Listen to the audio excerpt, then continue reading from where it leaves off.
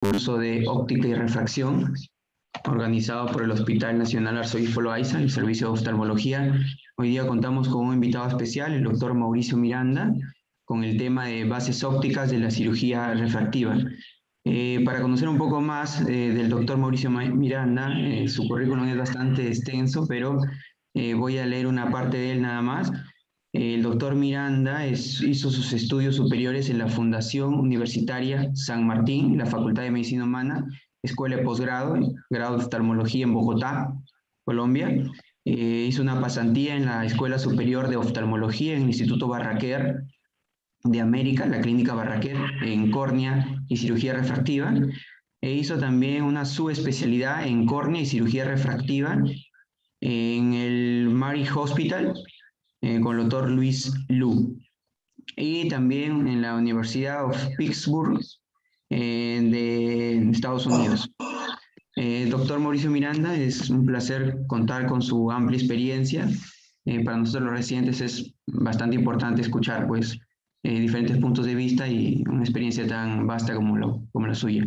Gracias, doctor, y bueno, me dice para poder pasar las diapositivas, doctor, a su servicio. Listo, empecemos. Muy bien.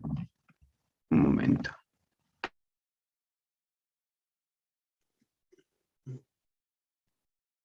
Bueno, primero buenos días, agradecer a Guillermo, colega, amigo. Creo que ya estamos más de 6 años tratando de apoyar también al servicio de oftalmología del Hospital Loaiza, a los residentes en su formación integral. Y como lo dijimos inicialmente, esta coyuntura no nos ha permitido quizás estar juntos ahí frente a frente, pero estamos siempre detrás de cada uno de ustedes para seguir trabajando y mejorando y también aportando algo de los conocimientos que en el transcurso de la vida estamos adquiriendo. El tema de hoy es un tema bastante interesante, siempre lo hemos conversado anteriormente con otras promociones de residentes, que son las bases ópticas de la cirugía refractiva. Yo soy cirujano refractivo de córnea y catarata, del segmento anterior.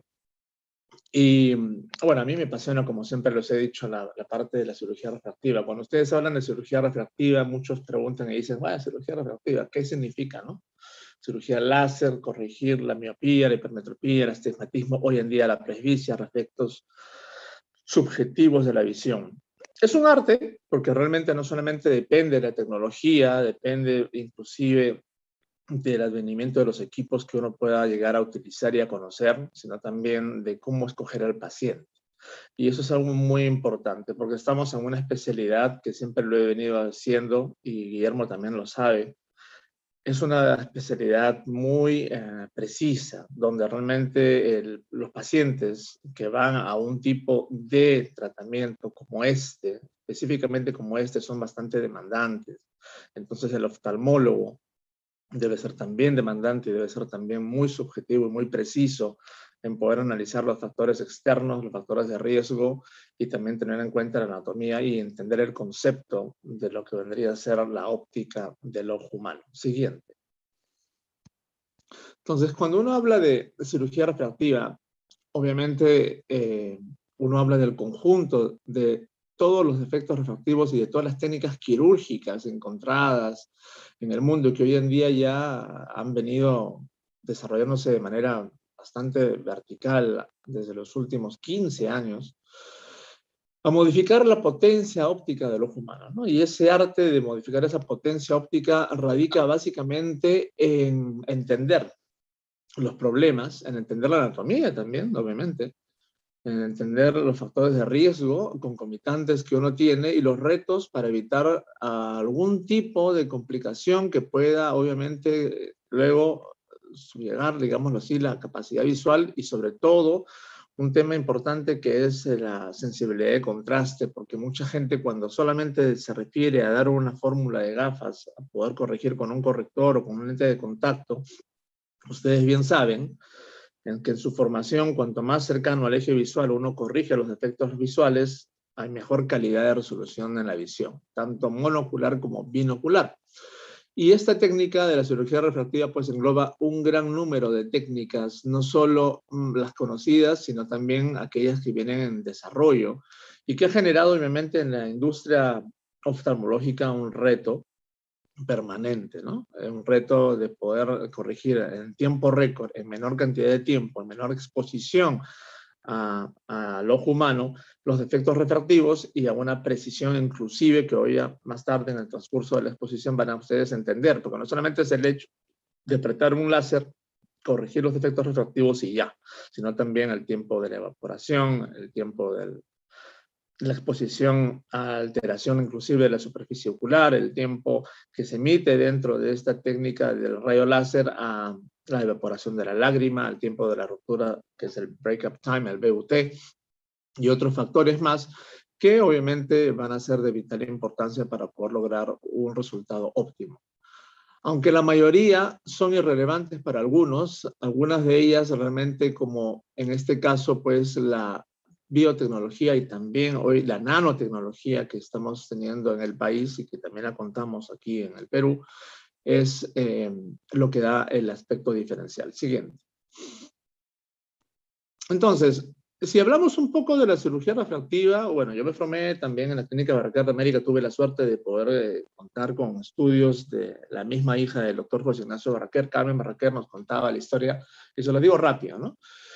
Ella decía, mi padre empezó a tallar la córnea manualmente, ¿no? En un modelo externo, tratando de mejorar tanto la parte cóncava y convexa de la córnea en los aspectos, digamos, diametrales y en los aspectos que se generaban en ese entonces, hacia los años 70, 80, de cómo se podía corregir y podía modular y cambiar esa plasticidad corneal y generar obviamente una curvatura estable para que esto, desde el punto de vista de la longitud axial y del campo, digamos, de espectro de trabajo, pueda uno generar en los pacientes una corrección. Inicialmente la cirugía refractiva se inició para corregir un solo tema preciso, que fue la miopía, que fue el tema principal.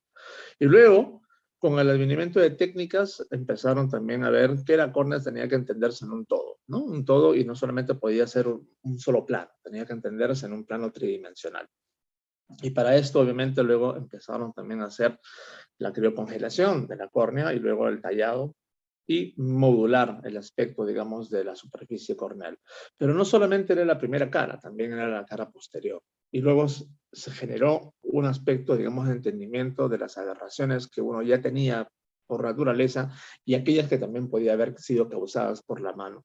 En ese entonces, pues, se había el tallado manual y luego, obviamente, se generó las técnicas, digamos, de modular y exponer la superficie y hacer una lamela anterior para poder exponer el estroma, que es una de las capas más importantes donde se radica, ustedes lo saben, presenta el 90% de la anatomía corneal y donde se podría haber hecho o se hace en este entonces ya un pulido o un tallado, en términos coloquiales hablando, para poder, digámoslo así, ablacionar las irregularidades que puedan haber presentado los pacientes y en ese entonces poder uniformizar y poder reducir esa longitud axial que genera el aspecto que ustedes comprenden de cuando entra el rayo hacia la córnea y hace el impacto por delante o por detrás de la retina y eso generaría los problemas refractivos tanto de miopía o hipermetropía. Pero el astigmatismo también era un tema crucial y ahí entró también parte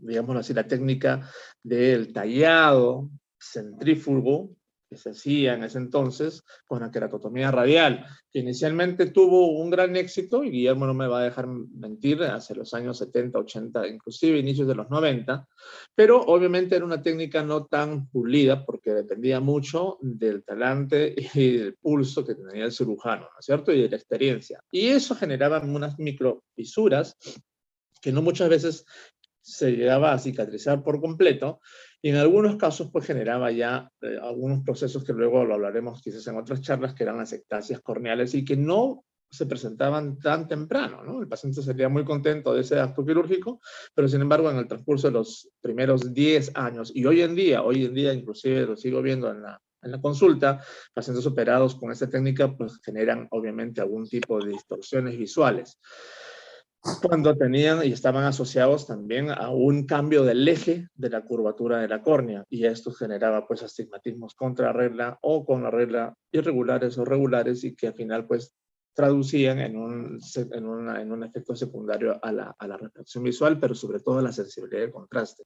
Es así que en el transcurso de los años la gente que ya luego, como José Ignacio Barraquer y otros a nivel mundial, empezaron a ver al excimer, al rayo láser, como una ayuda importantísima, porque obviamente esto generaba un poco más de confianza, generaba el entendimiento de cómo se podía moldear el arte de tallar la curvatura de la córnea, pero también entender la córnea desde un punto de vista tridimensional, como les dije, no solamente la convexidad, sino también la parte anterior y posterior de la córnea, y generó eso también, pues, el advenimiento de las tecnologías con los equipos de los topógrafos, ¿no? Los topógrafos que inicialmente eran planos, luego empezaron con los 3D, Sirius, Pentacam, Orbscam, y bueno, y los demás que hay hoy en el mundo, como también el Galilei, y entender a través de este tipo de tecnologías todo el concepto, no solamente digamos, del K1, el K2, de la queratometría, de la refracción, de los ejes, sino también de todos los perímetros y de todo el entendimiento de la paquimetría central y periférica de la córnea, porque las córneas no tienen una paquimetría estable. No todo, en todos los puntos, digamos, diametrales de la estructura de la topografía, cuando ustedes empezaban a entender lo que es el anillo de Plácido, era lo mismo. Entonces, obviamente, eso generó, digámoslo así, un entendimiento mucho mayor de este aspecto de la anatomía del ojo humano que es tan importante para poder mejorar y poder resolver estos problemas. Entonces generó el LASIK, que es el láser citoqueratomimesis, el tallado del láser en un aspecto, digamos, primario, pero luego también pasó a una segunda etapa, ¿no? ¿A qué profundidad uno trabajaba con el excimer láser? Y obviamente generó también, ya que las empresas internacionales y las casas comerciales adapten y adopten y pongan también dentro de esta plataforma de ablación los OPDs y también los tomógrafos de coherencia óptica en tiempo real, ¿no? O sea, en el momento que uno exponía y que ya contaba con la tecnología de punta, en ese entonces una talla vitórica, se hacían dos tiempos, se corregía primero la parte del esfero y luego la parte del cilindro, y eso generaba también pues tiempos de operación. Las cirugías demoraban en ese entonces pues 5, 6, 7 minutos de exposición, pero también obviamente el entendimiento de a qué profundidad teníamos el residual, porque mucha gente hacia los años 85 llegaban y se corregían defectos refractivos altísimos, pues no, -8, -9, -10, -5, -3, y todos salían contentos inicialmente y al final pues empezamos a tener en el mundo problemas y complicaciones que eran las ectasias corneales post-láser, donde los pacientes al final terminaban en algunos casos, la literatura refiere casi un 15%, inclusive después de ese tipo de tratamientos, en tratamientos secundarios de córnea, y algunos llegaban también a la necesidad de trasplantes, porque generaban pues una ectasia corneal bastante agresiva. Entonces, todo eso ha generado en la industria, digámoslo así, de la tecnología, de la parte del segmento refractivo, el entendimiento de todo lo que estamos hablando para que obviamente no se siga cometiendo esos errores y haya una plataforma de nomogramas a nivel internacional, asociados obviamente al entendimiento no solamente del paciente, sino de la genética, porque es diferente operar a un paciente asiático, operar a un paciente caucásico, operar a un paciente de raza negra, a entender inclusive todo el contexto de la córnea para poder tener un concepto mucho más claro de todos los parámetros que tienen que ser considerados y que vamos a hablar en la siguiente diapositiva siguiente. Entonces, obviamente, el arte de la cirugía refractiva y de conocer la óptica. Ustedes ya conocen la parte de la óptica, han llevado la parte inicial, conocen mejor que yo. Aquí hablamos dentro de lo que vendría a ser las dioptrías, la refracción subjetiva, la refracción bajo psicoplegia, la queratometría, bueno, todo eso lo conocemos nosotros. Pero ahora hay que plantearlo y hay que ponerlo todo a nivel, digamos, del entendimiento. Cuando ustedes terminen su carrera y estén frente a un paciente, y la mayoría de las consultas, bueno, en el hospital general, obviamente son casos difíciles, son casos complicados como el que dijo Guillermo, ¿no? Casos únicos inclusive, que son casos que ameritan estudios y reportes de casos o inclusive pues planteamientos a nivel de situaciones, digamos, de muchas especialidades, pero cuando uno está en una consulta particular, la mayoría de pacientes te viene por tres temas, ¿no? Y lo van a ver, la catarata, pacientes mayores, glaucoma, algunos problemas de mácula, y la gente joven va y te toca la puerta y te dice, mire, yo uso lentes y no quiero usar lentes, y estoy interesado porque he leído, hoy en día todo está en el internet, el boca a boca también se ha hecho muy voz populi, y la gente dice, quiero operarme de láser, ¿no? Entonces, el láser, hay diversas cantidades de láser, diversas variedades de plataformas de láser, obviamente, pero hay que entender entonces al paciente, porque el paciente viene y te sonríe, pero tiene también un grado de ansiedad y de incógnita, ¿no? Hay que explicarles a ellos que por más rápida, en comillas, sencilla, en comillas, segura la cirugía, es una cirugía pues que requiere de todas maneras el análisis bastante minucioso del caso. Preoperatorio. Antes de la cirugía hay que obviamente realizar toda una serie de pruebas. Las medidas que ustedes hacen de la medida. Es importante que el paciente, que el médico, ojo acá, que el oftalmólogo, y siempre lo digo, el oftalmólogo verifique la refracción de su paciente. Así el paciente venga con una fórmula dada por el mejor optómetra. No estoy hablando mal de los optómetras, son gente también formada, que tiene obviamente una actividad importante profesional, pero es importante que tú verifiques la medida, que tú verifiques la refracción, que tú te des cuenta de lo que está viniendo, porque con esa definición, con ese esquema, es lo que tú vas a plantear dentro y vas a exponer al paciente y vas a incluir todos los datos a una plataforma de un equipo, sea este pues de Alcon, sea este de la casa Schwinn, sea este cualquier casa comercial, para poder obviamente luego sentarte en el quirófano y generar esta cirugía, ¿no? Entonces, las medidas deben ser realmente precisas. Hay medidas instrumentales para descartar la presencia de patologías previas como el keratocono. Un análisis previo del ojo humano para ser expuesto a la cirugía láser debe ser completa y general. Una refracción y una consulta oftálmica completa. No solamente del segmento anterior, todo. Descartar que el paciente no tenga presión intraocular, descartar que la ruptura del tiempo del break-up time sea adecuada, porque llevar un paciente con una superficie ocular alterada, con un ojo seco, es garrafal. Descartar problemas a nivel de conjuntiva, descartar problemas a nivel de traumas posteriores, lesiones corneales, estos más aún si son a nivel central o si son a nivel del estroma o de la Descemet. Descartar problemas de segmento posterior, que el nervio óptico, la mácula y la retina estén completamente estables y sean completamente sanas, y descartar los problemas de factores hereditarios también, porque hay problemas como patologías que los pacientes a veces no refieren en anamnesis y uno le pregunta, ¿hay alguna patología en la familia? Y te dicen, no, solamente somos miopes, todos usamos lentes, usamos gafas.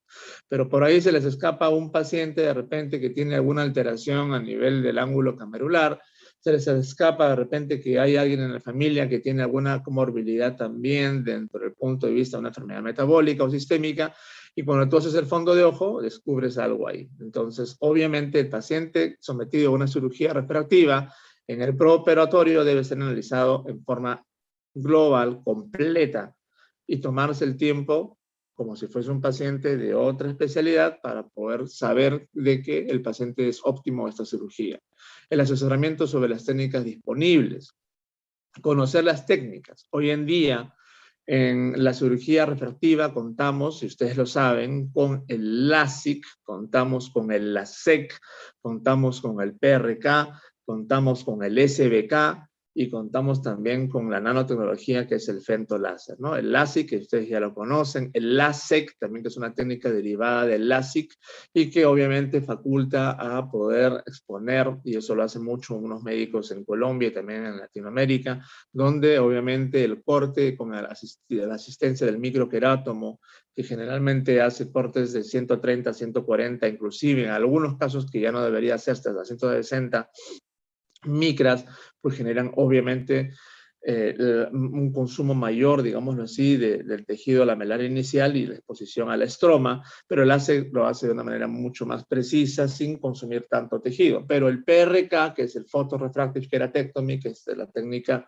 que básicamente es el abrir, exponer el estroma sin corte manual con el microquerátomo, en casos en los cuales uno conoce que la córnea es una córnea limítrofe, pero que da para una plataforma de nomograma, que luego lo veremos, se expone, se deshidrata, se deshepitaliza, digámoslo así, la córnea, se expone el rayo láser, se hace la ablación y luego se traduce en la corrección. Pero también el SBK, que es una cuchilla muy parecida a microquerátomo, pero que obviamente hace cortes mucho más precisos y más reducidos también, que es una opción también que se pueda dar en casos que no sean muy, digamos así, difíciles cuando tenemos astigmatismos irregulares, que ojo, eso es un tema, digamos, también a conversar y que lleva un reto para el cirujano y también el entendimiento del paciente, que en muchos casos no se pueden operar, pero sí para los astigmatismos, digamos, generales, donde realmente haya una mayor exposición y consumo de tejido, porque es hablar, no es hablar, digamos, claro de cuánto tejido consumimos en una esfera y en un cilindro, ¿no es cierto? Y eso genera obviamente un acoplamiento al final del tejido corneal. Y la nanotecnología, que es el femtosegundo, que bueno, que es una maravilla, ¿no? Que se ha generado ya en los últimos 15 años. Hoy en día ya es una de las técnicas más usadas, en la cual obviamente se reduce de manera dramática, obviamente, no es con cuchillas, por eso le llaman la técnica sin corte, sin cuchilla, que utiliza las burbujas de aire a una milésima de segundo, se emiten casi 1000 burbujas de aire y a esa velocidad pues hace lo que se llama una fotodisrupción de la lamela, para luego hacer la fotoablación del tejido a nivel de exposición. Y obviamente un consumo de las micras que se reduce hasta inclusive 90 micras, a lo que se genera básicamente la técnica de la cirugía customizada personalizada. Entonces, la medida exacta del error refractivo comprobado para la cirugía refractiva y una cirugía segura, que en algunos casos también, ojo, hay que pensar también en una refracción bajo cicloplegia, en pacientes que tienen ustedes algún tipo de duda de una acomodación oculta o de una subacomodación, que es un tema también que se maneja en la parte de cirugía refractiva, es el cálculo más preciso para considerar los parámetros ópticos de la intervención. Siguiente. Y el postoperatorio, una vez uno ya tiene al paciente operado, pues el postoperatorio también es una fase importante del paciente, porque no solamente es que ya lo operas y lo mandas a la casa, el paciente está feliz y dices chao, sino que obviamente hay cambios, obviamente, en los primeros días. Normalmente son los primeros días, yo diría las primeras semanas hasta el primer mes, dependiendo obviamente la refracción del paciente, porque te llevan pacientes de 18, te llevan pacientes de 30, te llevan pacientes de 25 años que han estado usando lentes o correctores durante toda su vida, y el entendimiento obviamente de que en pocos segundos o en pocos minutos todo lo que estuvo usando al final se va porque se corrige. Entonces obviamente la función de la imagen, el proceso neurocognitivo de aprendizaje tiene que estar llevado y debe ser entendido también por el oftalmólogo y por el paciente para que sepa muy bien también el proceso de acomodación, porque estamos corrigiendo en un paciente joven la visión cercana y lejana, porque el paciente joven no presenta presbicia. El paciente que ya tiene una demanda, digámoslo así, por la edad y que hay hoy en día casos que también estamos operando de presbicia, que luego les diré las edades y también los parámetros de consideración, es otro tema diferente a un paciente pues joven que no requiere ese tipo de digamos así, información. Ahora, durante las visitas postoperatorias hay que comprobar el resultado obtenido, ¿no? El resultado obtenido debe ser el resultado del happy patient, ¿no? El paciente contento. El paciente contento es el paciente que deba estar teniendo una adecuada refracción, teniendo una adecuada fusión, una adecuada sensibilidad de contraste, una adecuada agudeza visual monocular y binocular. Entonces, controlar mediante medidas instrumentales que no aparecen problemas secundarios a la cirugía y que siguen siendo un protocolo inclusive también de tratamiento postoperatorio con los fármacos que uno da al paciente para poder ayudarlo a la parte de la desinflamación, a la parte también de la protección con antibióticos y a la lubricación. La estimación de la calidad de la visión, que es subjetiva, es algo muy importante al paciente. El paciente estaba ansioso luego de la cirugía también porque quiere ver, quiere llegar al consultorio y quiere saber cuánto está viendo. Muchos de ellos creen que la magia se da al instante y que al día siguiente, pues, de haber visto borroso sin lentes, ahora ven todo, ¿no? Entonces, esto es algo que también debe ser el acompañamiento que uno tiene al paciente, la explicación de que por más rápida y por más tecnología que uno tiene y que uno puede ofrecer al paciente, es un acto quirúrgico y de todas maneras genera un proceso de inflamación.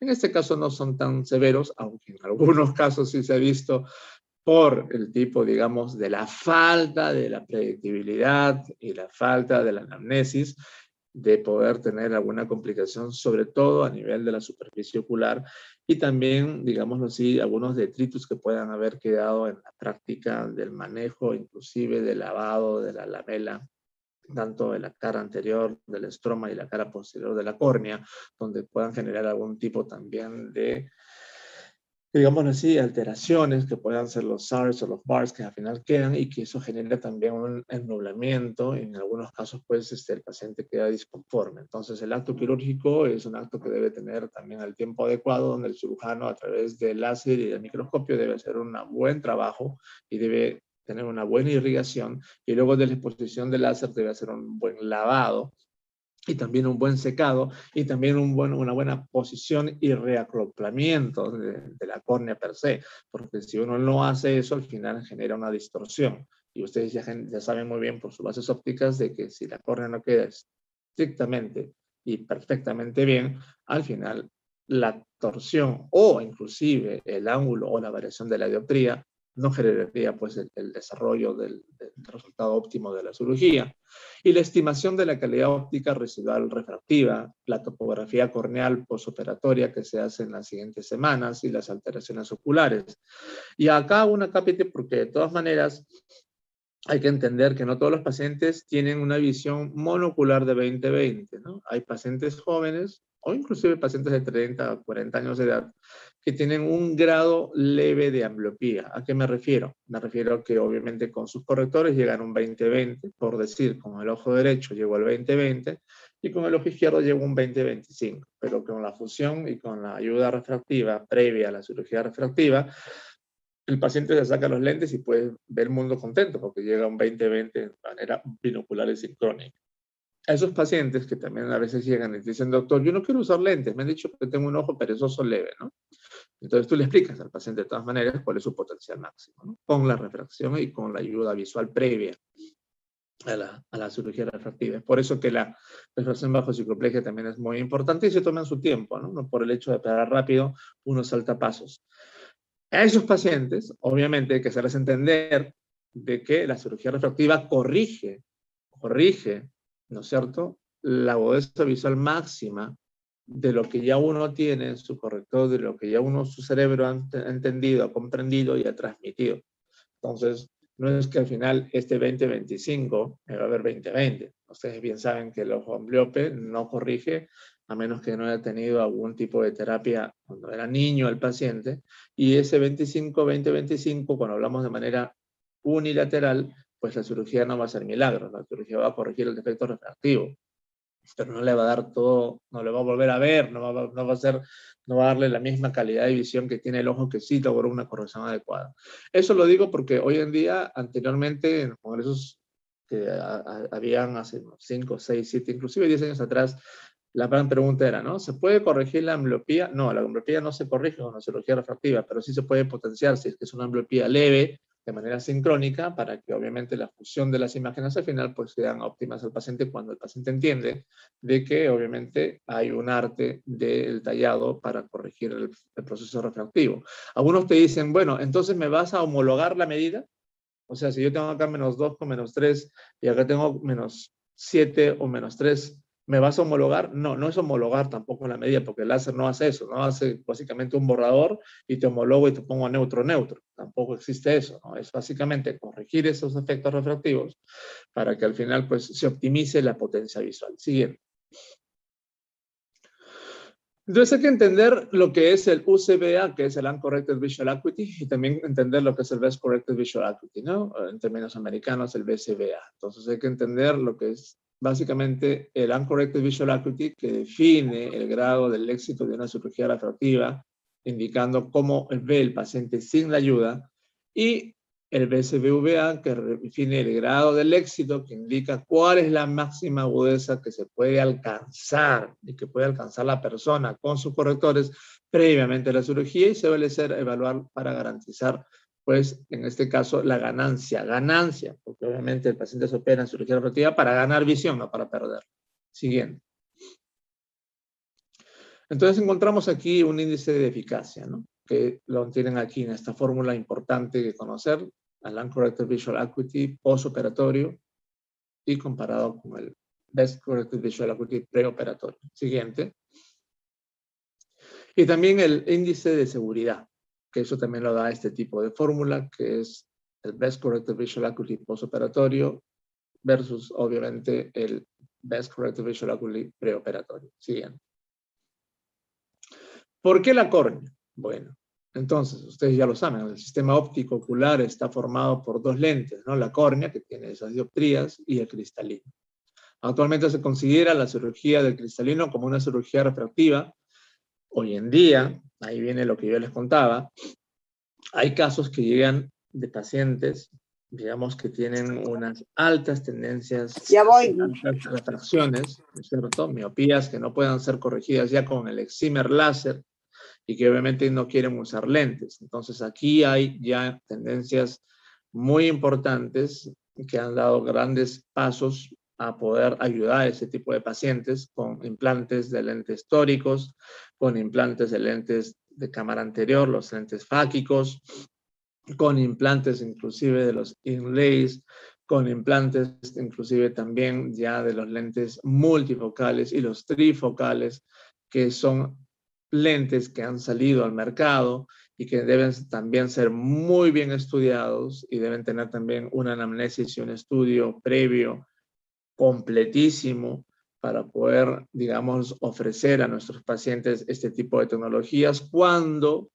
su refracción no va al nomograma internacional de bioseguridad y también a las características de las expectancias que tienen uno.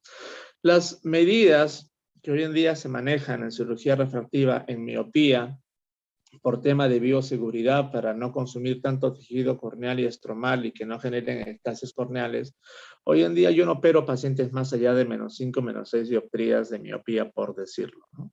Y astigmatismos que no me vayan más allá de 3 dioptrías en cilindro. Pacientes que llegan con una medida mayor, yo les propongo primero un análisis, obviamente a través de la tecnología, de ver la posibilidad de corregir sus problemas visuales a través de otros temas como son las facorefractivas. Pero la facorefractiva, ojo, hay que también tener en cuenta a los pacientes, porque es diferente colocar un lente facorefractivo a un paciente de 40 a colocar a un paciente de 55, cerca de los 60. Entonces, los pacientes miopes, que son miopes, no ven ni michi de lejos y tienen que usar sus lentes porque si no, no distinguen a la novia o al novio. Pero el paciente miope se saca el lente y acomoda muy bien y ve muy bien de cerca. Lo diferente sucede con los hipermétropes, pero si sumamos a esto un problema que es la parte del astigmatismo, entonces sumamos mucho más, digamos así, casos importantes que son personalizados. Entonces, a un paciente miope de 40 años de edad, que no ha tenido cirugía previa y que obviamente quiere operarse y que tiene una medida muy alta y que pasa de las plataformas o los nomogramas internacionales para poder hacer una cirugía láser, pues hay que se conversa con el paciente y se le explica al paciente cuáles son sus perspectivas y obviamente el potencial de calidad visual que uno tiene. Y ahí viene ya la magia, digamos, del cirujano de córnea, ¿no? Donde uno entiende que tenemos dos ojos y que tenemos un sistema.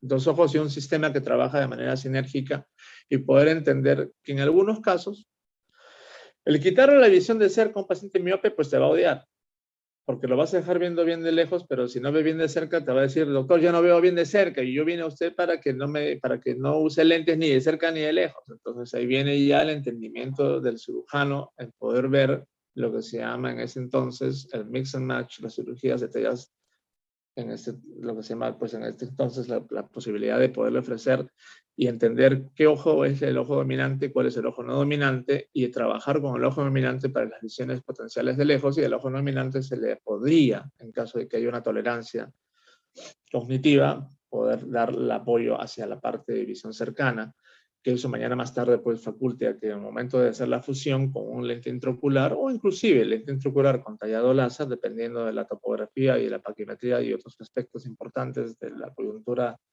general de la córnea, podamos tener un paciente binocularmente contento y que pueda tener esa acomodación, lo que se llama el multifocal surgical o lo que se llama la multifocacidad refractiva.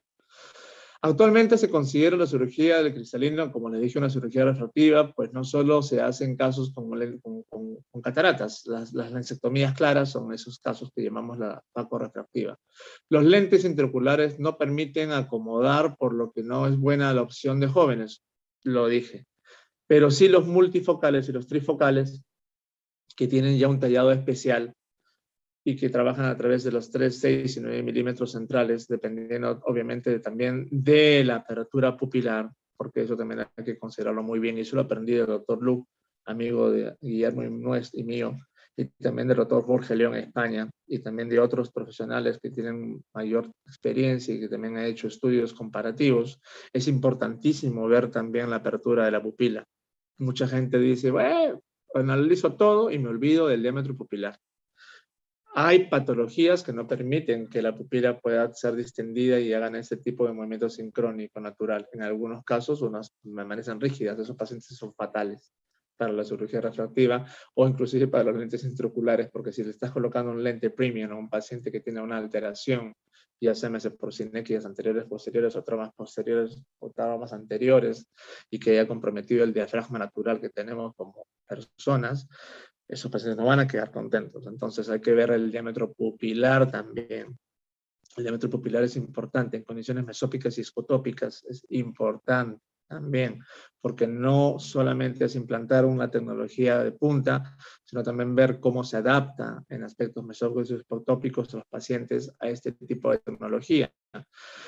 Los pacientes que son, digámoslo así, los happy patients, los pacientes contentos para las cirugías de facorefractivas son pacientes hipermétropes o pacientes hemétropes, pacientes hipermétropes que han tenido ya el uso de un lente multifocal y que hayan adoptado durante un tiempo prudencial. Yo me voy a 3 años como mínimo, y que hayan tenido esa adaptación de que uno trabaja con su lente multifocal, ve lejos, cerca, intermedio, le va muy bien, no tiene ninguna distorsión y se siente cómodo. A esos pacientes, pues implantarles un lente multifocal les va fantástico. Pacientes hemétropes también. Pero los miopes no, como les digo, ¿no? En los miopes hay que evaluar bien la condición de la visión cercana y también, obviamente, ver la posibilidad de hacer una cirugía alternativa. Quizás en un ojo se le puede implantar un multifocal, no un trifocal, y en otro ojo un monofocal, y eso permite hacer también una fusión sinérgica de las 3 posibilidades de visión. Pero jamás pues meterle un lente multifocal a un paciente miope que tenga inclusive una variación de astigmatismo o cilindro mayor de 3, porque te va a odiar. Y los pacientes que tienen astigmatismo puro, se les puede colocar un lente tórico, ¿no? O que tengan una miopía no tan alta o una hipermetropía no tan alta y que previa a la cirugía pues te toleren y que obviamente haya una buena y educada fusión. Porque el paciente, como les digo, no solamente quiere ver, quiere distinguir, y la sensibilidad de contraste es muy importante para el paciente. Inclusive también se está analizando hoy en día el tema de campo visual, que en algunos casos muchos pacientes generan, anteriormente uno decía, ¿no? Me han implantado multifocal, pero yo siento que veo muy bien de cerca y lejos en ese sentido, pero cuando yo trato de ampliar un poco mi visión, veo unos halos aquí, y esos halos me fastidian. Entonces tengo unas bifurcaciones, tengo un haze, tengo un blur. Entonces hay que entender también las expectativas del trabajo de los pacientes y explicarles a los pacientes la tecnología que uno va a implantarles para que al final el paciente cómodamente se sienta favorecido. Siguiente. La córnea es el elemento óptico ocular de mayor potencia. Ustedes lo saben, su estructura y transparencia le confieren una muy buena calidad óptica, y para cualquier alineación indeseada de la forma, incluso sea leve, eso es algo importante, puede causar una gran pérdida visual. Y ese es un tema que hay que resaltar muchísimo en la parte de córnea, y que todos los cirujanos de segmento anterior de córnea lo consideramos. Porque ese último punto de todo lo que estamos hablando es muy importante. De nada sirve, como les digo, ser el mejor cirujano, tener la mejor técnica o el mejor lente intraocular o el mejor láser, si es que no tenemos conocimiento de las aberraciones y de las alteraciones y los trefoils, defaults o cualquier otro tipo de problema oculto que a simple vista uno no lo puede distinguir en la consulta, sino que también se basa mucho en la tecnología para poder contar y poder ir con el paciente a una cirugía segura. Siguiente. Entonces, el epitelio corneal no puede usarse para realizar un cambio de potencia, ya que al regenerarse en pocos días se pierde cualquier posible cambio incluido quirúrgicamente. Siguiente. Por eso es que el endotelio es una fina capa con un papel muy importante en la fisiología corneal que debe ser respetada al aplicar cualquier técnica de este tipo. Siguiente. ¿Qué parte de la córnea se modifica? Bueno, se modifica el estroma corneal, tomado por fibras de colágeno y fibroblastos que ustedes conocen, que supone, como ustedes les dije, el 90% del espesor de la córnea, y es quien de esa manera forma y mejora a nivel de una fotoablación y corrige los defectos refractivos posibles desde el punto de vista nomográfico. Siguiente. ¿Cuál es la medida mínima para operar un paciente exitoso? 500 micras. Pero te llegan pacientes también con 498 micras, 480 micras. Ahí está la capacidad del cirujano de conocer, obviamente, la anatomía, la tecnología y el instrumento que uno tiene a la mano para poder decir a esos pacientes, dependiendo del error refractivo, de la queratometría y ya de todos los, digamos, de toda la estructura estudiada previa, a ofrecerle en esos casos, pues, la nanotecnología, o sea, el femtoláser. Y si el paciente no cuenta, de repente, con la posibilidad de operarse con el femtoláser, con el PRK, ¿no? Entonces no vamos a causar más problemas de los que ya tenemos previos a la cirugía, cuando realmente hay posibilidad y viabilidad de poder corregir y operar sin necesidad de causar problemas secundarios. En este caso, pues, las ectasias corneales posteriores. El estroma corneal está formado por una superposición de láminas de fibras de colágeno alineadas entre sí, ustedes lo saben, y las láminas recorren la córnea de lado a lado dando la forma de esta misma. Siguiente. ¿Por qué es importante el estroma? Hay que analizar el estroma anterior, el estroma medio y el estroma posterior. No solamente es decir, ok, mi equipo es berraquísimo, es el mejor equipo del mercado, me ha costado no sé cuánta plata, tengo el OPD incluido, entonces voy bien seguro y al toque nomás. Viene el paciente, lo refracto, le hago su anamnesis y lo someto a cirugía. No. Hay que entender también, y en algunos casos, cuando uno es especialista en córnea o tiene alguna sospecha de alguna distrofia o de alguna degeneración de la córnea, ni se les ocurra hablar de cirugía refractiva al paciente porque al final terminamos en un problemón. Entonces, por eso es importante analizar el ojo y analizar la córnea. Y si en una simple revisión uno no tiene la expertise de poder darse cuenta que hay por ahí alguna alteración en la córnea, en el estroma, pues con estudios de tecnología, de microscopía o estudios inclusive de tomografía de coherencia óptica en 3D, el OCT corneal y otros estudios más, uno puede dilucidar los problemas que puedan haber ahí para decirle al paciente, bueno, sí, mi sospecha es positiva, mi sospecha es negativa y usted puede o no puede pues, someterse a una cirugía refractiva.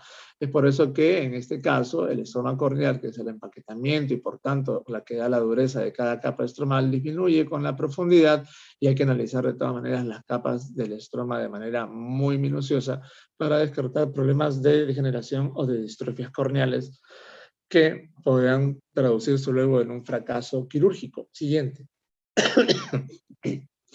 Entonces la cirugía empezó, como les dije, y el entendimiento de la cirugía de la óptica es la cirugía queratorefractiva biomecánica, ¿no? Entonces hay que conocer, digamos, la biomecánica de este maravilloso aspecto del ojo humano.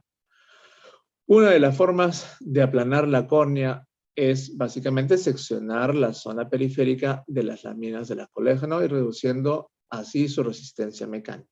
Eso fue inicial y fue la tendencia y fue obviamente los primeros conceptos que se tuvo cuando se empezó a hablar de la cirugía refractiva y de cómo moldear la córnea. Siguiente. La cirugía de la queratorefractiva por ablación láser, que fue obviamente el segundo paso que ya hace los años 85, 87, 88 salió. Era otra manera ya de alterar la forma de la técnica corneal en esculpir una nueva superficie corneal cambiando la forma del estroma, ¿no? Y que poco a poco eso fue mejorando, inclusive no solamente, como le dije, en la zona planar, sino también en la zona tridimensional, en 3D. Siguiente.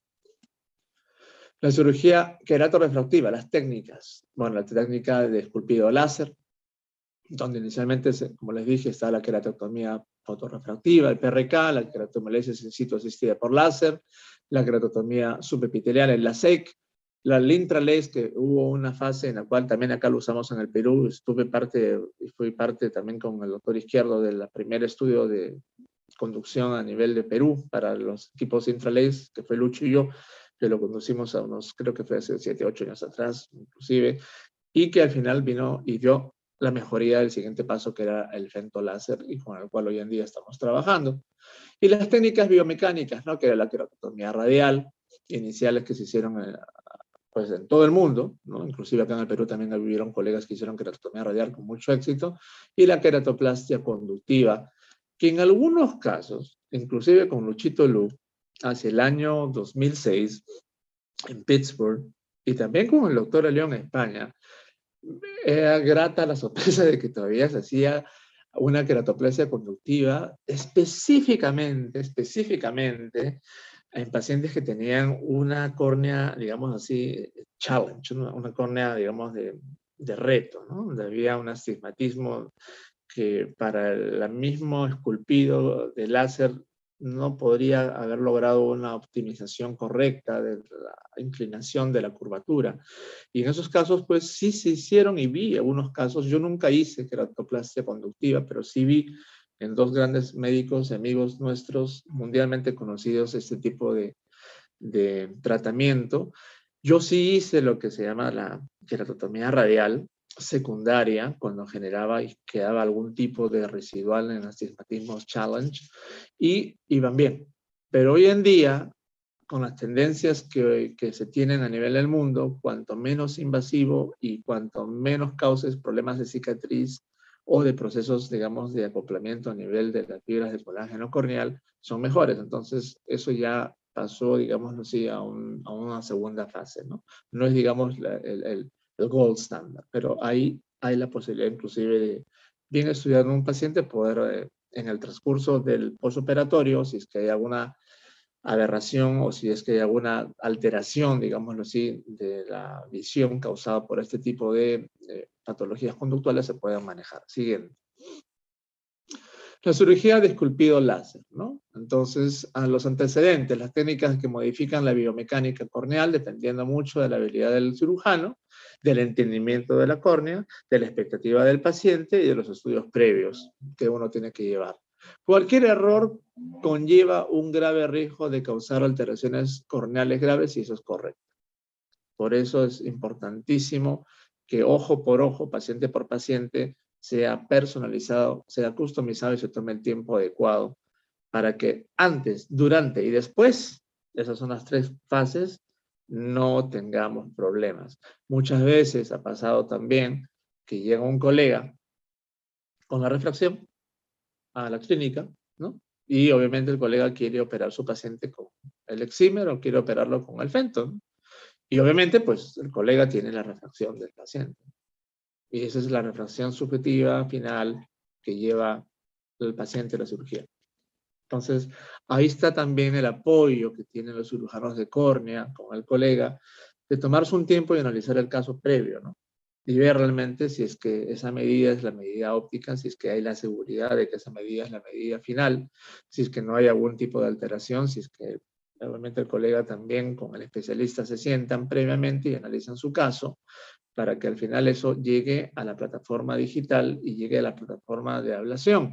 Y verificar en el tiempo real, en la sala de operaciones, todos los datos. Porque a veces la técnica digita, y si digita mal, te generó un problemón. A mí una vez me pasó, ¿no?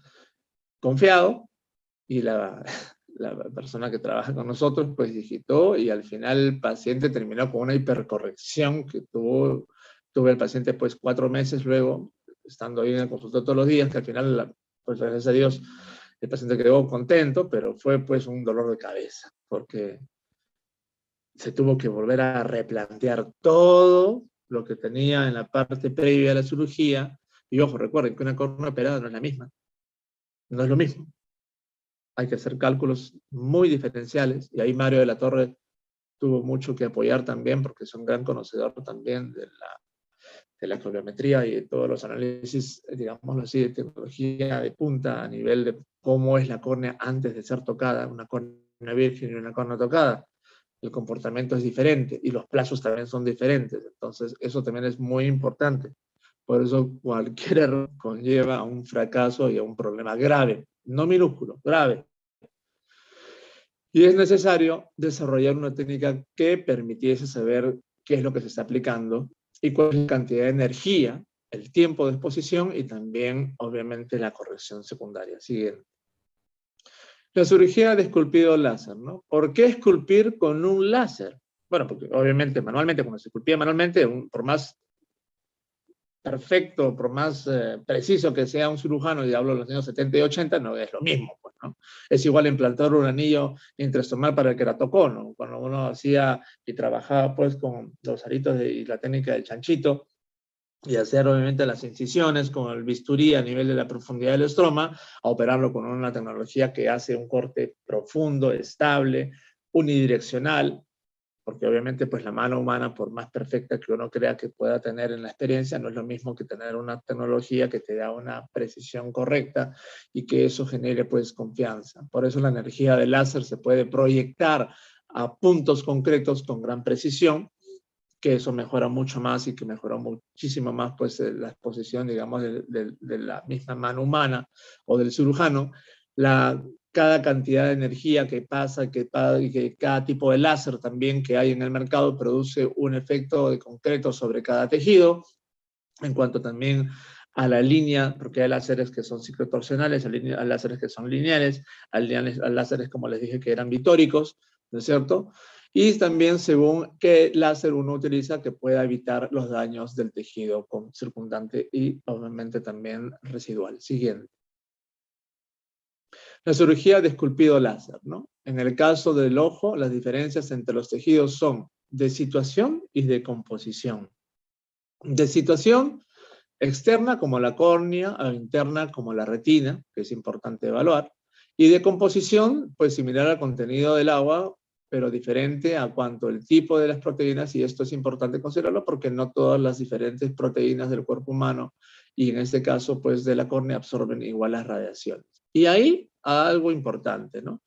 Cuando uno hace una fotoablación de láser, uno también tiene que evaluar, como les dije, la superficie ocular y también las capas de la córnea y ver si realmente hay algún tipo de alteraciones. Por eso que las distrofias y las degeneraciones corneales no van con la cirugía refractiva, porque obviamente no captarían toda la intensidad de la exposición, de la composición del láser, y también generarían obviamente distorsiones visuales importantísimas. Siguiente. La cirugía de esculpido láser. Bueno, el láser trabaja de esa manera. El colágeno absorbe muy bien los rayos UV, a lo que lo hace una buena relación para la cirugía de la córnea, la exposición, y esa es la explicación por cual se esculpe con láser hoy en día. Al mismo tiempo no absorbe mucho, digámoslo así, las exposiciones del IR cercano, y lo que hace que esta sea una relación inadecuada para tratar la retina. Por eso que el láser de retina es muy diferente al láser de córnea, ¿no? Siguiente. Y la cirugía de esculpido láser, en el resumen, pues trabaja para cada tratamiento quirúrgico, hay un tipo de láser ideal. Vuelvo y repito, para cada tratamiento quirúrgico hay un tipo de láser ideal. Por eso que ese láser de tipo ideal tiene que ver mucho con todo lo que hemos estado hablando, no solamente del estroma, no solamente de las paquimetrías, no solamente de las topografías, no solamente del entendimiento de la curvatura anterior y posterior de la córnea, no solamente de los factores de riesgo, no solamente de la transparencia de la córnea, no solamente inclusive del eje, sino también inclusive de algunas patologías como las ciclotorsionales que puede haber algunos pacientes. Hay pacientes que vienen con nistagmus leve, y que esos pacientes con nistagmus leve, aún con las correcciones, tienen una buena agudeza visual y logran una unificación, digamos, de visión frente al eje, y esos láseres también existen, ¿no? Nuestro láser, que tenemos un Schwinn Amari 750 con un OPD asistido y con aceleración lineal, tenemos una aplicación de plataforma ciclotorsional.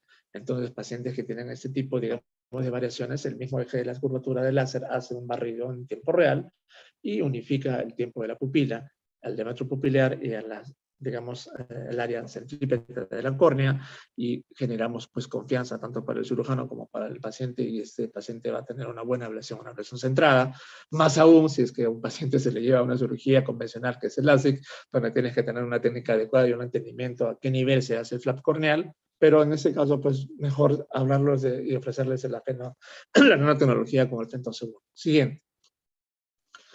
La cirugía de esculpido láser, ¿no? Láseres de femtosegundo, que para mí es una maravilla, porque realmente es una técnica bastante rápida, es una técnica que tiene excelentes resultados de predictibilidad, también efectividad, y son láseres en estado sólido, como es el FLI, que ven ahí, un láser IR adecuado también. Su energía se concentra en puntos multicéntricos cortos, entre más o menos 60 y 800 por milisegundos. Esto permite encontrar unos casi exposiciones, digamos, de 100 miliwatts a un spot de 3 micras y también una potencia muy concentrada y viabilizada para que haya una fotodisrupción inicial para luego hacer la fotoablación, y ese es el manejo, digamos, de cómo funciona el láser, hacer una fotodisrupción, como si fuese una cuchilla automatizada, pero a través de burbujas de aire, de manera circunscrita y de manera lineal, y que eso genera, obviamente, menor consumo del tejido estromal. Siguiente.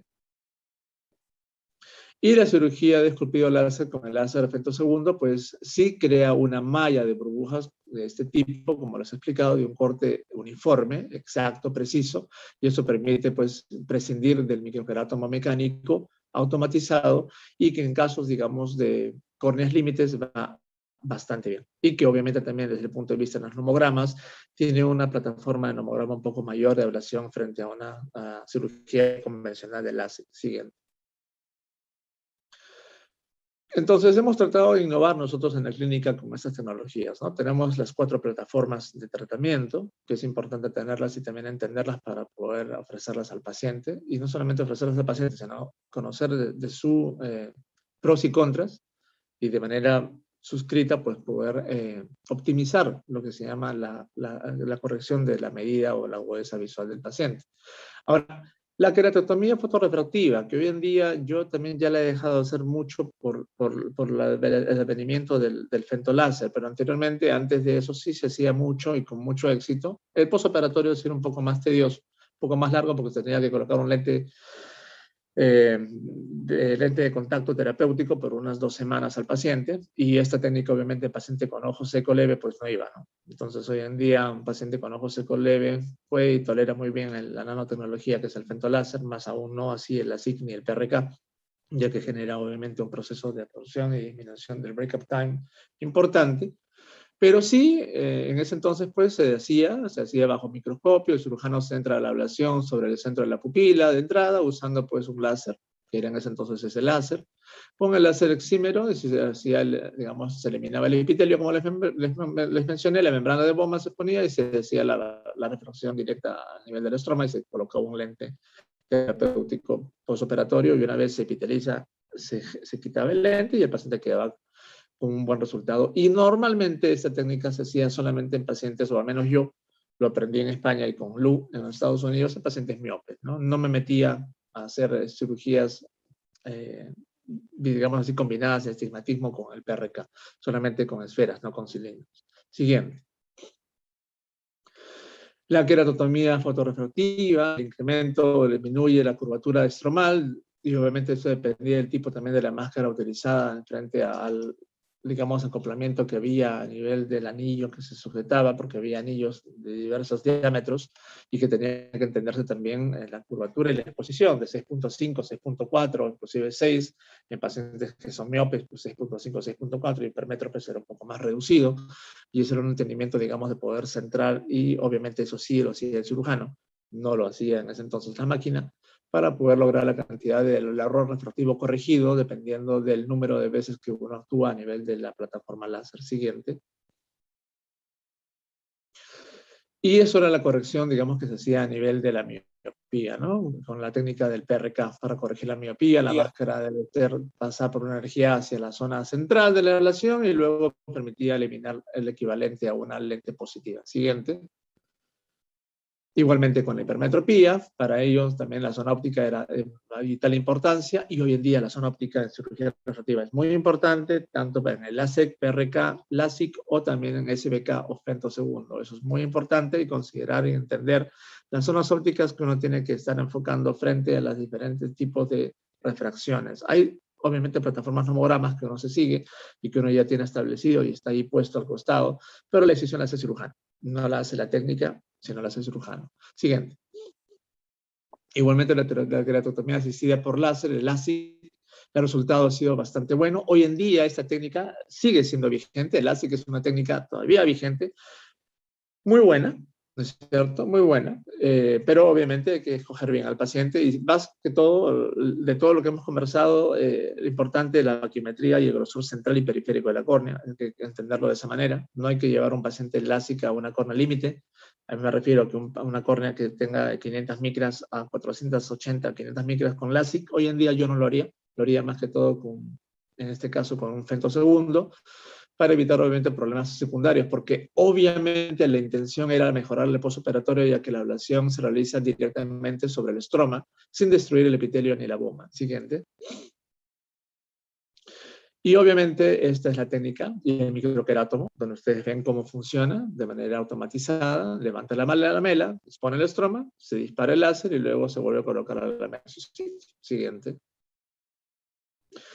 La queratotomía asistida por láser, en este caso el LASIK, es importante también considerar lo que ven ustedes ahí a la mano izquierda, ¿no? El eje, lo que se llama el wavefront también, porque hay un choque de frente de onda que tenemos, que son equipos de plataformas que uno utiliza, el centrado, el eje, digamos, también de todo el aspecto de lo que vamos a trabajar. La pupila debe estar siempre centrada, el paciente debe colaborar con el punto fijo, tiene que estar instaurado el sistema de la tomografía de coherencia óptica en tiempo real, el OPD, y también considerar el nivel del flap y la profundidad de la ablación.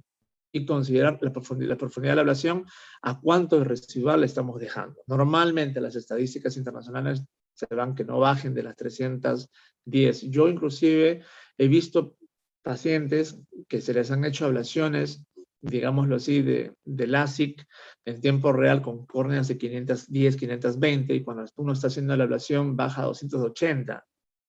He visto ya alteraciones secundarias posteriores, no solamente, digamos, de opacificaciones tardías a nivel de la córnea, sino también de hiper o hipercorrecciones y en algunos casos también llevados a las ectasias. Por eso que yo siempre manejo unos parámetros un poco más minuciosos y agresivos. Estoy siempre pendiente y con la técnica le digo que me avise cuando estamos cerca de 310, 300 micras para lograr ver la optimización del tiempo de la exposición a la profundidad y al tallado de la córnea. Siguiente. Y la cirugía queratorefractiva láser, las técnicas, pues como les dije, ¿no? La mayor problema de la SIC es que compromete la biomecánica corneal, pues además de esculpir la córnea, se selecciona el estroma anterior. Pueden aparecer cambios en el error refractivo ligados a cambios en la forma de la córnea, como las regresiones miópicas o las ectasias corneales, y aumentan las aberraciones y disminuye el Best Corrected Visual Acuity. Cosas generales, digamos, que están establecidas en la literatura, no, eso no lo digo yo, lo dice la literatura internacional. Siguiente. La queratotomía subepitelial asistida por el láser, que es el LASIK, el LASIK, perdón, el epitelio se retira para recomponerlo una vez que ha terminado la ablación, y esto permite trabajar directamente sobre el estroma anterior, maximizando el lecho estromal. Algunos oftalmólogos, inclusive en Colombia, más que todo, cuando también tuve la posibilidad de formarme, les gusta más el LASIK que el LASIK por este tipo de explicación y comportamiento y entendimiento del procedimiento. Ambos son buenos, ambos tienen una alta tasa de optimización y bioseguridad, pero siempre es importante, como les digo, escoger bien al paciente. Siguiente.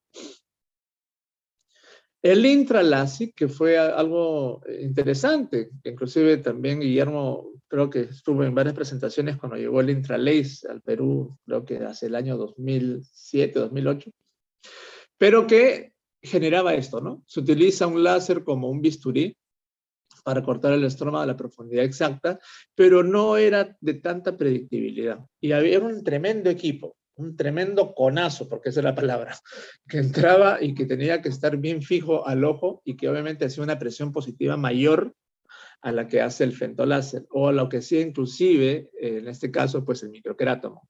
Y generaba pues un tipo de problemas posteriores a nivel, digamos, de infusiones o inflamaciones a nivel de la conjuntiva. El paciente refería que quedaba contento con la parte visual, pero sí había digamos, unos hematomas superficiales, y además no era tan bioseguro porque había mucho al disflop, o sea, se rompía ese vacío que generaba el círculo que hacía presión positiva al ojo, y a veces estas lamelas quedaban incompletas, y eso generó, digamos, de que las casas comerciales y también los cirujanos hayamos optado hoy en día por la mejor tecnología, que es la nanotecnología, ¿no? Y que es el femtosegundo, que corrige mucho más y da mucha más precisión y es mucho más ergonómico, esa es la palabra, ¿no? A la exposición de la córnea. Tras aplanar la córnea completamente, pues el láser cortaba el borde del flap y sucesivamente creaba una malla de paquetes de burbuja. Siguiente. Los anillos intraestromales. Ya. En Italia, en Alemania, y en algunos casos también el doctor Michael North, amigo mío en Múnich, él opera con anillos intraestromales pacientes miópicos. Netamente miópicos con una curvatura inclusive de cilindro no más allá de 1.25 y le va bien con anillos intraestromales. Los anillos intraestromales funcionan como pues, unos sostenes, ¿no? Como los Wonderbras que tienen las mujeres cuando el seno se les cae, y esto genera también que haya una mejor resistencia y encurvamiento y soporte, digamos, de la curvatura. Yo lo uso más esto en pacientes que tienen queratocono, ¿no? En pacientes que ya tienen queratocono y que tienen un queratocono moderado para poder, de manera alternativa, con el crosslinking corneal, poder dar una mejor calidad visual, pero corrección y, obviamente, detener la enfermedad. Pero en la parte, digamos, refractiva, en algunos casos, yo no lo hago, pero sí hay oftalmólogos que ponen anillos intraestromales para corregir, pues, y reforzar la resistencia mecánica corneal en casos de queratocono o estasis corneales, donde también hay pacientes que no tienen queratocono, pero tienen una miopía y un astigmatismo leve y se les implanta esto. Yo creo que esto es una técnica más que todo relacionada al tratamiento, digamos, de patologías como el queratocono, ¿no? No lo haría yo personalmente, en mi opinión, a corregir miopías con anillos intraestromales. Preferiría la técnica láser. Pero bueno, de todas maneras hay que considerarlo porque lo menciona la literatura. El intraestromal pues aplana la córnea y corrige la miopía leve, ¿no? En algunos casos, si algún día ya en sus funciones llega un paciente normalmente europeo, van a ver que han sido corregidos de una miopía con un intraestromal. Siguiente. El trasplante de córnea. Bueno, el trasplante de córnea ya es una técnica mucho más avanzada, es una técnica ya que requiere no solamente de la parte refractiva, sino de la parte ya de salud por se, porque ya se pierde por factores exógenos o endógenos la transparencia de la córnea. Esto no es solamente un concepto de mejorar la calidad visual y corregir el proceso refractivo, sino mejorar básicamente la visión del paciente. Entonces, pacientes que ya tienen un problema mayor, trauma, quemadura, queratoectasias, queratocono, úlceras, otras patologías que han comprometido de todas maneras la córnea, pues el trasplante de córnea es la técnica adecuada, que muchas veces, obviamente, luego de un trasplante de córnea, dependiendo también de la calidad del botón corneal, requieren, digamos, de un retoque, ¿no? En años posteriores se les puede, obviamente, ofrecer, inclusive hacerle una lensectomía clara, una facorefractiva para optimizar la agudeza visual, porque a veces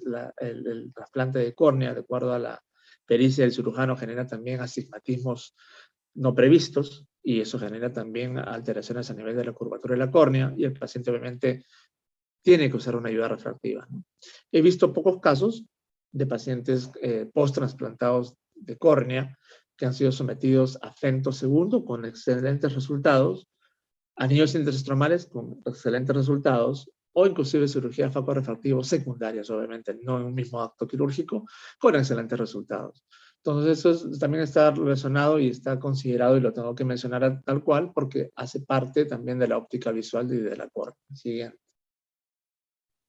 Bueno, el trasplante hoy en día nosotros lo hacemos también con la nanotecnología.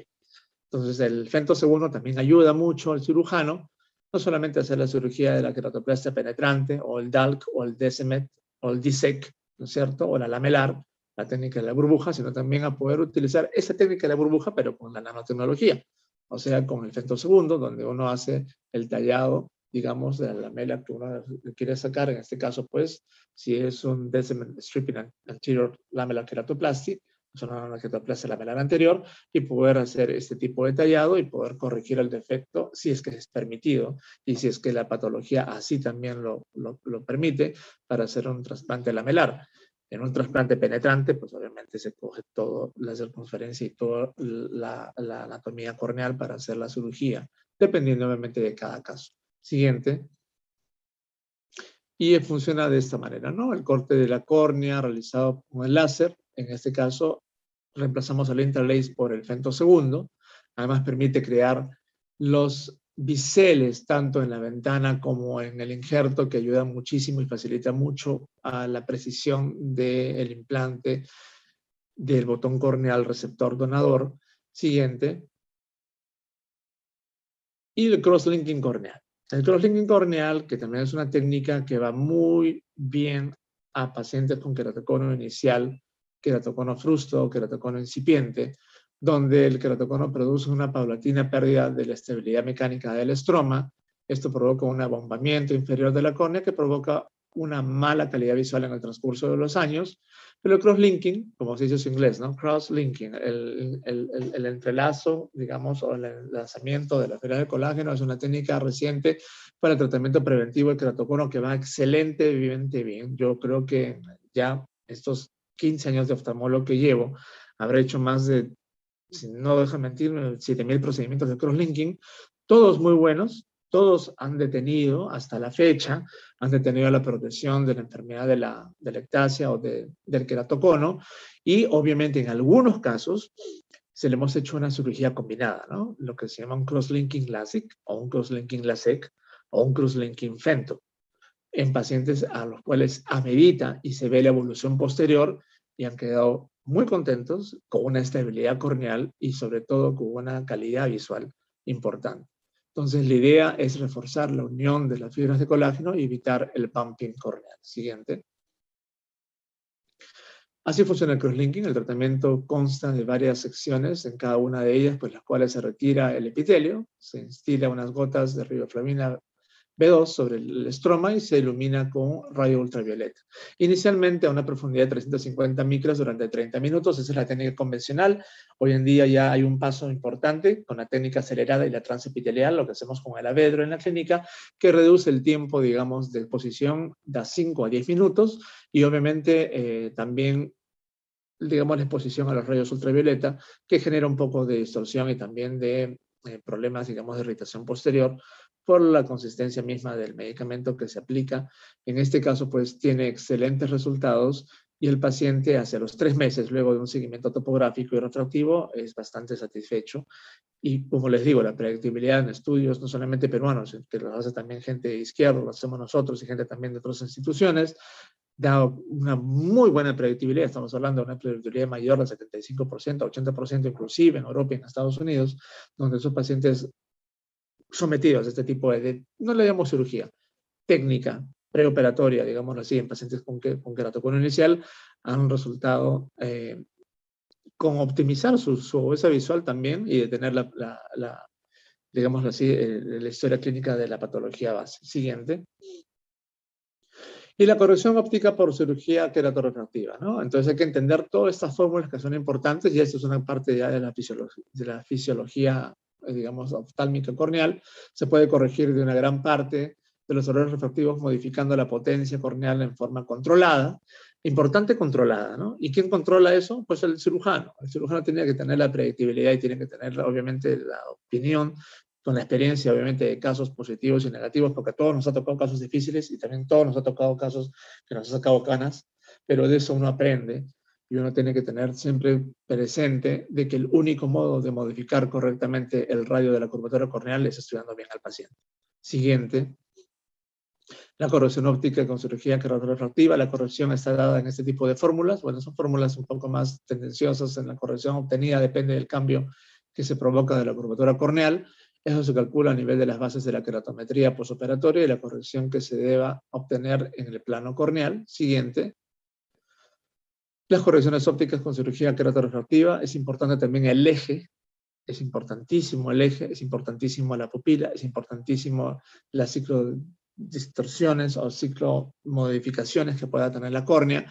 En pacientes miopes va mucho mejor la cirugía refractiva, son pacientes que son inmediatamente felices.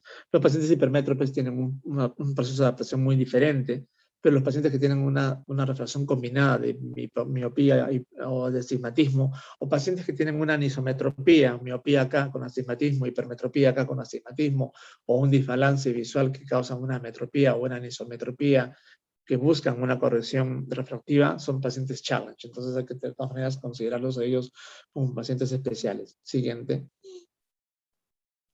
Y la corrección óptica con la cirugía refractiva, pues es importante también considerar en casos, digamos, de hipermetropía, los índices de ablación, el índice de luminosidad, la sensibilidad de contraste del paciente, los estudios, digamos, también de confort que puede haber previos, que hoy en día en algunos casos se hacen en algunos pacientes, dependiendo también si es que estos pacientes hayan sido sometidos previamente a la cirugía, a procesos, digamos, de tratamiento alternativo como suero autólogo o como plasma autólogo por alguna queratopatía seca, por algún tipo de queratitis seca moderada, que haya tenido años de tratamiento y que haya podido revertir la superficie ocular de la patología de la enfermedad y que quieran hoy en día optar por una cirugía refractiva. Siguiente.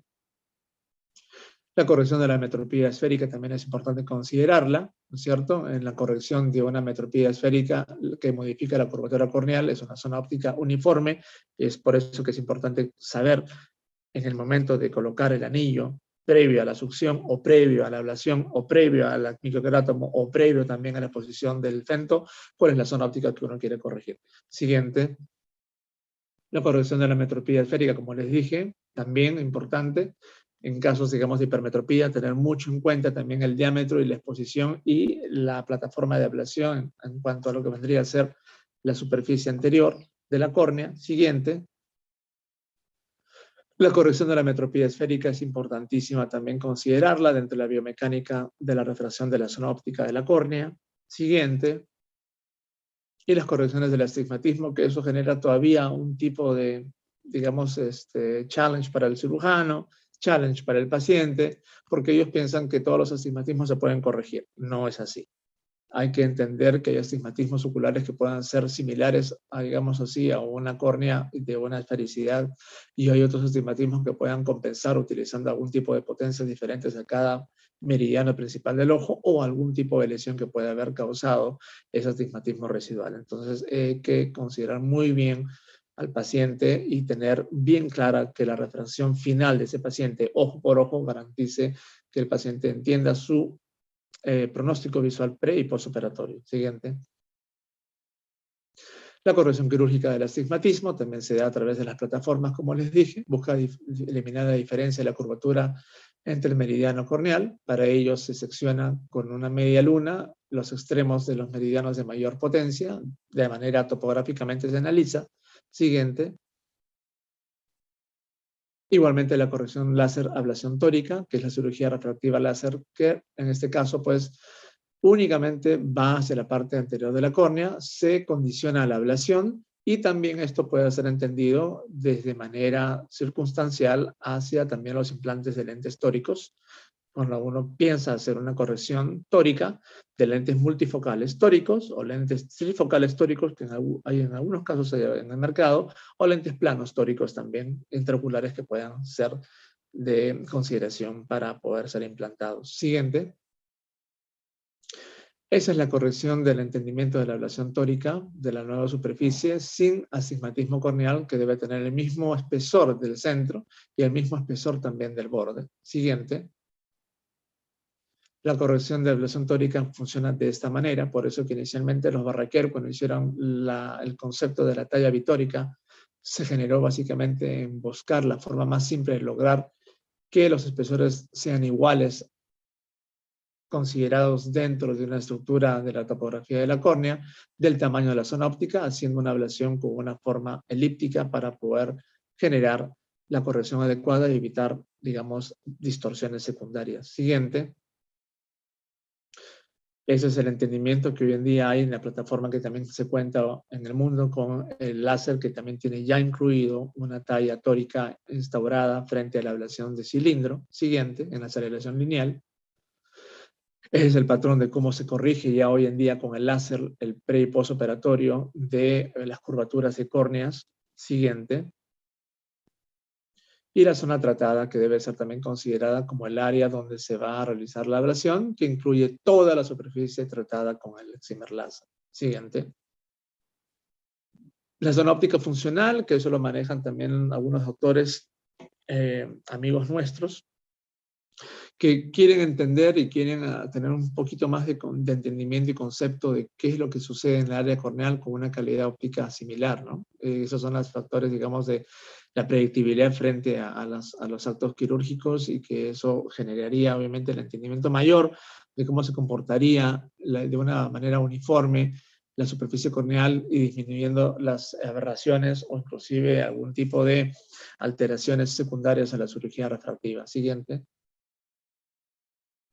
La profundidad de la ablación es importantísima, como les dije, por eso que hoy en día estamos trabajando con OPDs asistidos para ver cuánto estamos consumiendo en tiempo real y cuál es el residual del estroma que tenemos frente a una cirugía. Siguiente.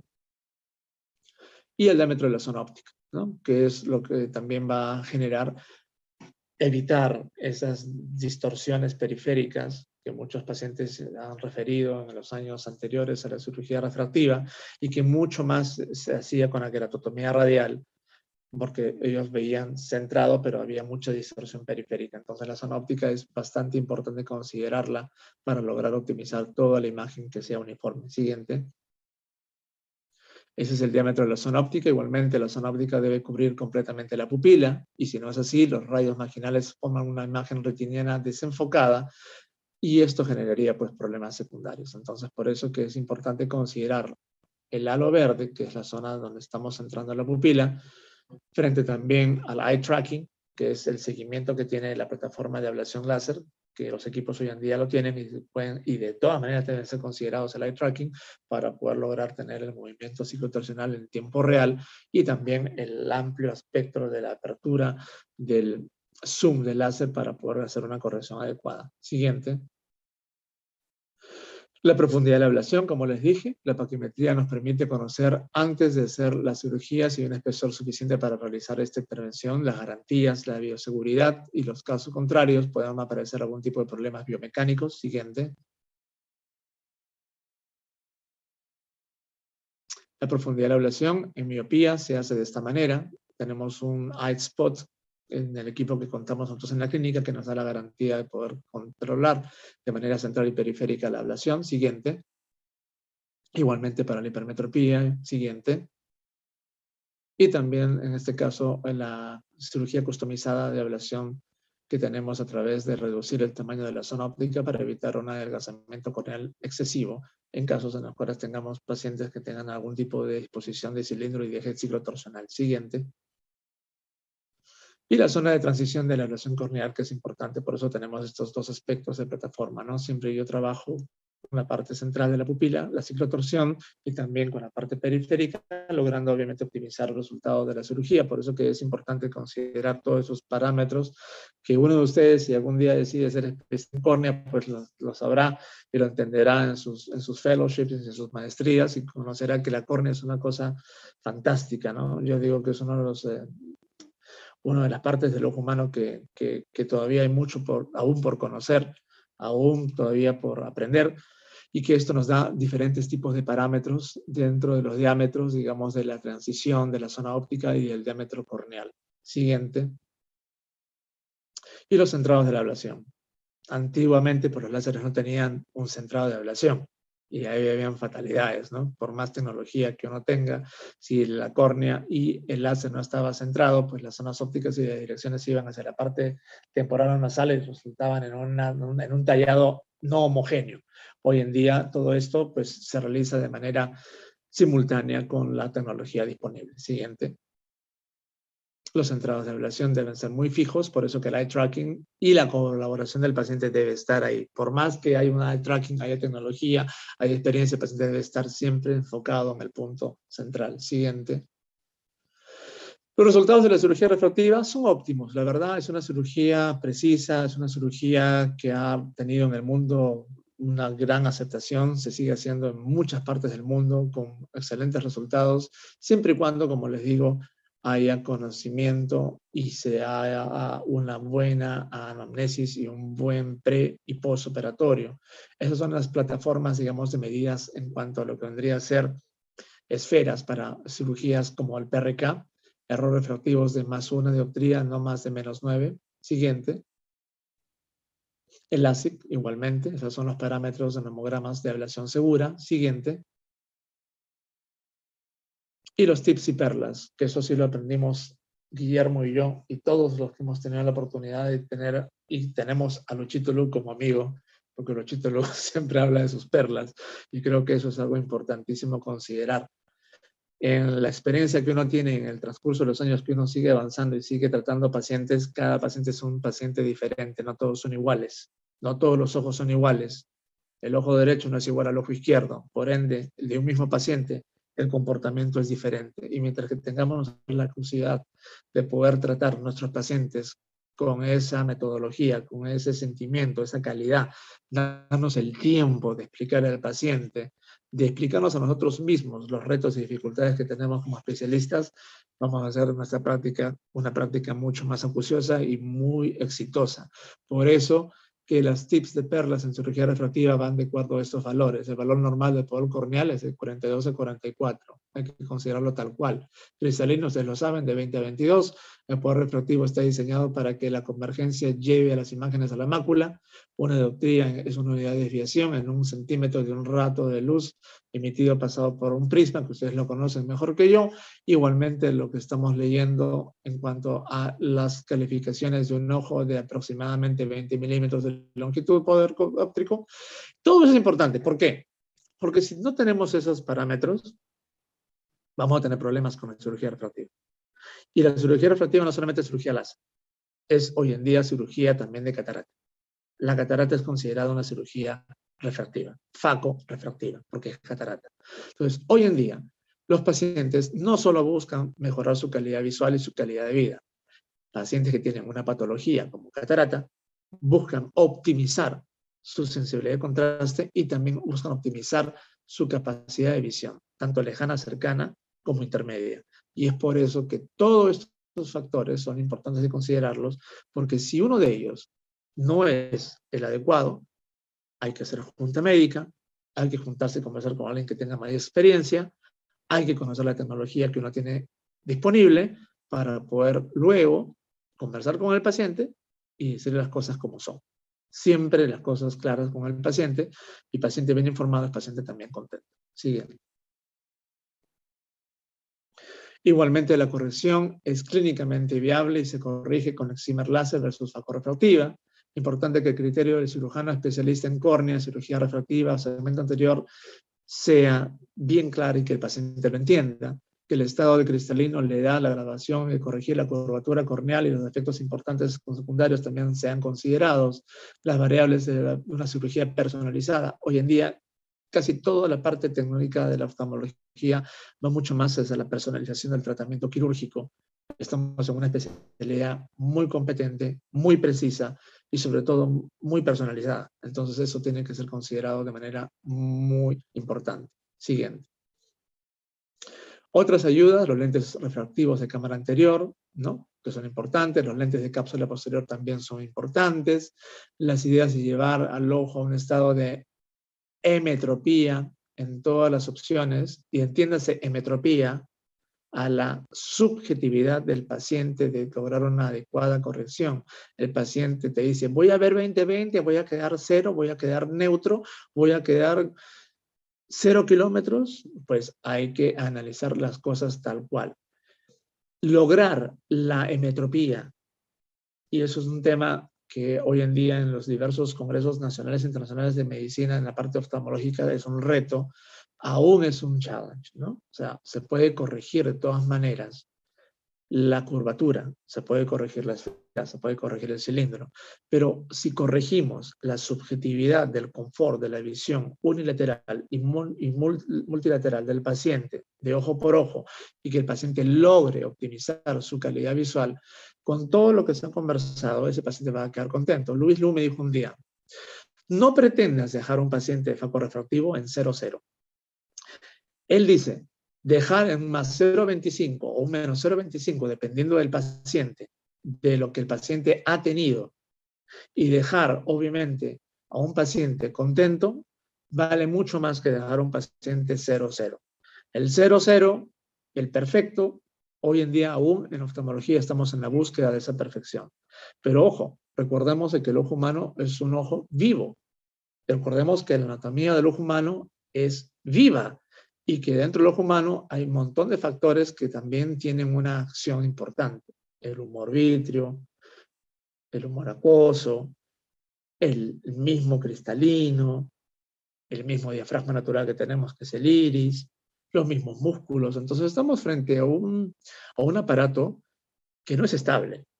Entonces, si nosotros logramos entender la fisiopatología y la biomecánica y el comportamiento de nuestros pacientes y de nuestro propio aparato ocular, logrando optimizar de esa manera el comportamiento frente a un acto quirúrgico o a un tratamiento de cualquiera que ustedes puedan someter a su paciente, pero que el paciente logre optimizar su visión, es el mejor resultado posible que podamos lograr.